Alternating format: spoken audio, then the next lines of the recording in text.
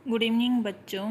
ये 6th class की सामाजिक एवं राजनीतिक जीवन की बुक है जो कि सामाजिक विज्ञान से रिलेटेड है।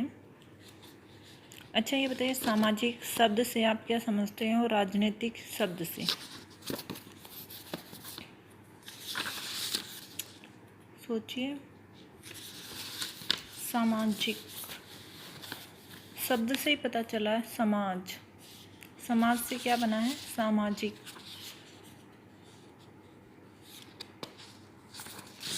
हम इसमें पहला पाठ करेंगे यूनिट 1 का विविधता, जिसमें पहला चैप्टर है विविधता की समझ।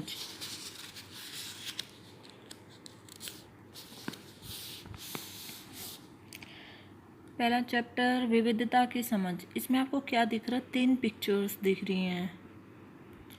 2 लड़कियां हैं, एक लड़का है।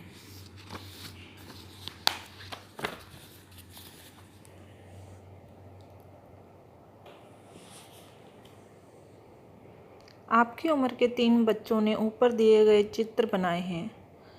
ये जो चित्र आप देख रहे हैं, 3 चित्र, ये आप ही की एज ग्रुप के बच्चों ने बनाए हैं।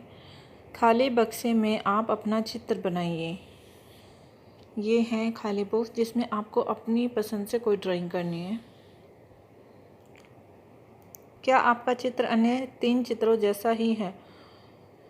हो सकता है कि आपका चित्र इन तीनों से बहुत भिन्न हो, जैसा कि ये तीनों चित्र भी आपस में एक दूसरे से नहीं मिलते हैं। ऐसा इसलिए है कि हम सबका चित्रकारी करने का अपना अपना एक तरीका होता है। जिस तरह हमारी चित्रकारी में भिन्नता है, उसी तरह हमारे रूप, रंग, खान पान आदि में भी भिन्नता है। अपनी कक्षा में चारों तरफ नज़र दौड़ाइए। क्या कोई ऐसा साथी है जो बिल्कुल आपकी तरह दिखती हो? इस पाठ में आप पढ़ेंगे कि लोग एक दूसरे से कई मामलों में भिन्न होते हैं।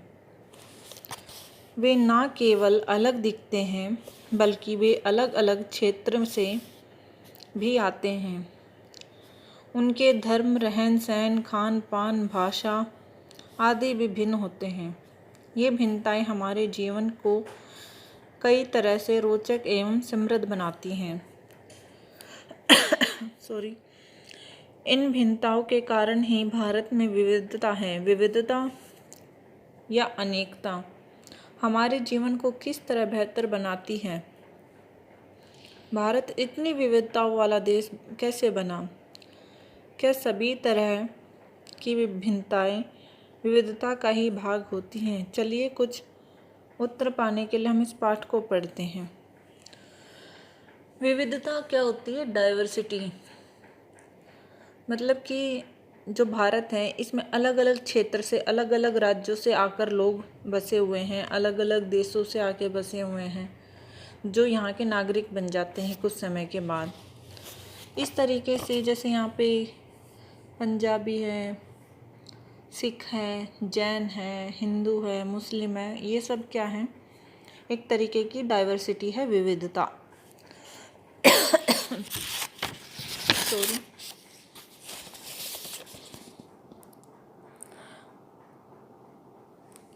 ये कुछ क्वेश्चन हैं, इनको देखिए। आपने देख लिया, आगे देखिए। अपनी अध्यापिका की सहायता से ये पता कीजिए कि आपसे कितने साथियों के एक जैसे हैं, जवाब एक जैसे हैं। क्या कक्षा में कोई ऐसी साथी है जिसकी सूची आपकी सूची से हूबहू मिलती है? शायद नहीं। हालांकि ऐसा होगा कि कई साथियों के कुछ जवाब आपके जवाबों से मिलते होंगे। कितने साथियों को आपके जैसी किताब पढ़ना पसंद है? आपकी कक्षा के विद्यार्थी कुल मिलाकर कितनी भाषाएं बोलते हैं? इनसे अब तक आपको यह अंदाज़ा हो गया होगा कि कई मामलों में आप अपने साथियों की तरह हैं और कई मामलों में आप उनसे बिल्कुल अलग हैं।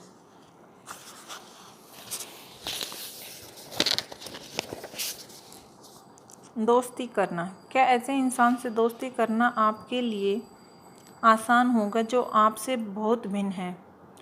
नीचे दी गई कहानी पढ़ें और इस बारे में सोचें। मैंने इसे एक मजाक की तरह लिया। मजाक जो कि फटे पुराने कपड़े पहने उस छोटे से लड़के के लिए था जो जनपद के भीड़ भाड़ वाले चौराहे की लाल बत्ती पर अखबार बेचता था। मैं जब भी वहाँ से साइकिल से गुजरता, वह अंग्रेजी का अखबार हाथ में लहराते हुए मेरे पीछे भागता और उस दिन की सुर्खियों को हिंदी अंग्रेजी के मिले जुले शब्दों में चिल्लाकर सुनाता रहता। इस बार मैं पटरी के सहारे रुका और मैंने उससे हिंदी का अखबार मांगा। उसका मुंह खुला का खुला रह गया। उसने पूछा, मतलब आपको हिंदी आती है?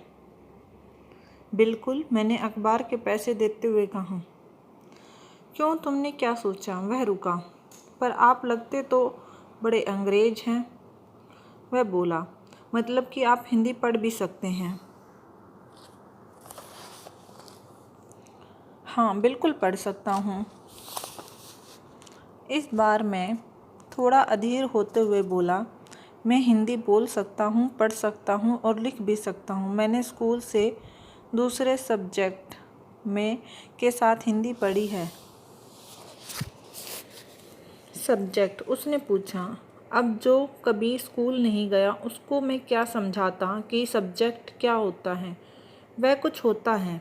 मैंने शुरू किया ही था कि बत्ती हरी हो गई और मेरे पीछे गाड़ियों के हॉर्न का शोर 100 गुना बढ़ गया। मैंने भी अपने आप को ट्रैफिक के साथ आगे बढ़ने दिया। अगले दिन वह फिर से वहाँ पर था। मैं मुस्कुरा रहा था और मेरी तरफ हिंदी का अखबार बढ़ाते हुए उसने कहा, भैया आपका अखबार, अब बताइए ये सब्जेक्ट क्या चीज़ होती है? अंग्रेजी का ये शब्द उसकी जुबान पर अजीब लग रहा था। ऐसा लगा मानो अंग्रेजी में सब्जेक्ट शब्द का जो दूसरा अर्थ है प्रजा, उस अर्थ में वह उसका प्रयोग कर रहा है। ओह, यह कुछ पढ़ाई लिखाई से संबंधित है, मैंने कहा। उसके बाद चूँकि बत्ती लाल हो गई थी तो मैंने पूछा, तुम कभी स्कूल गए हो?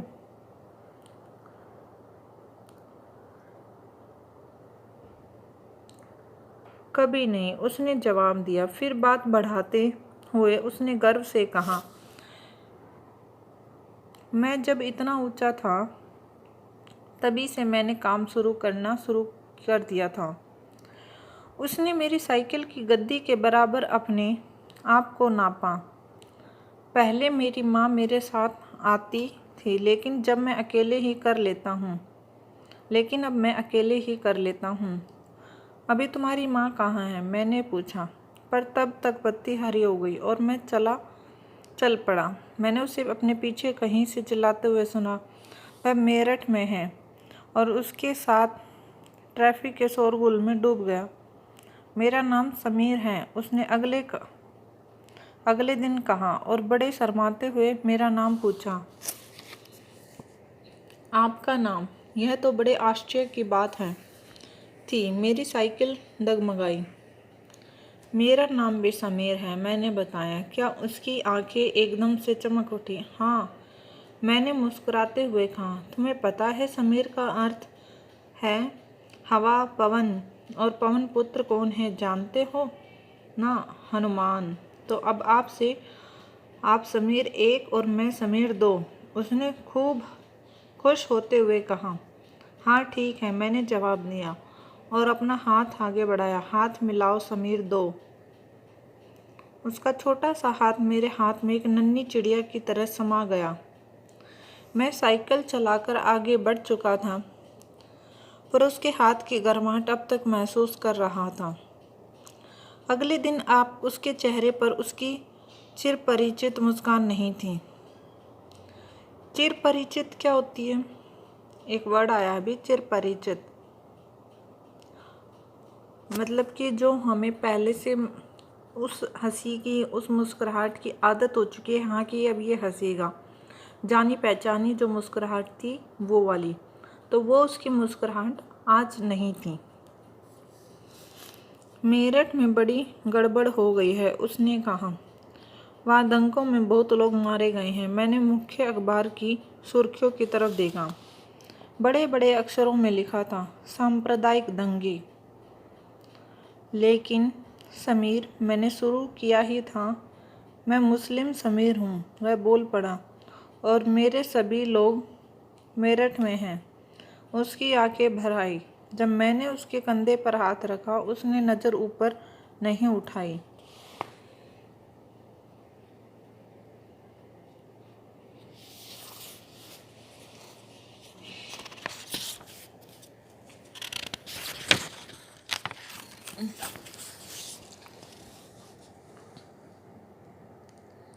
अगले दिन मैं चौराहे पर नहीं था, ना उसके अगले दिन वह दिखा और ना आगे फिर कभी।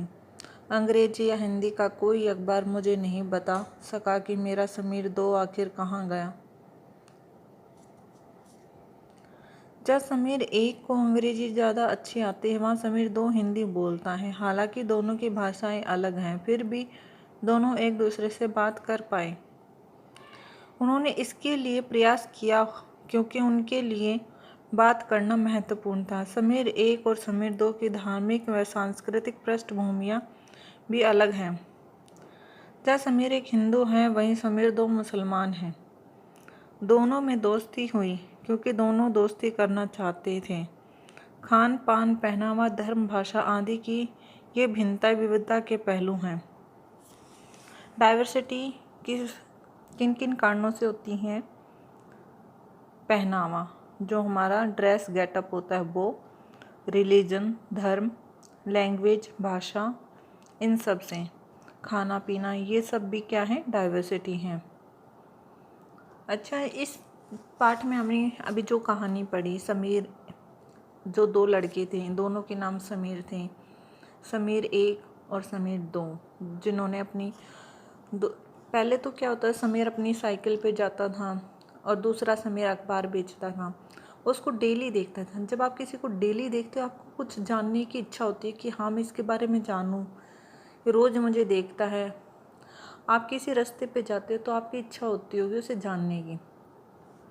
इस तरीके से उसने एक बार उसे अखबार ख़रीदना चाहा, जिससे उनकी आपस में बातचीत शुरू हुई। फिर वो रोज़ उनसे की बातचीत स्टार्ट हुई।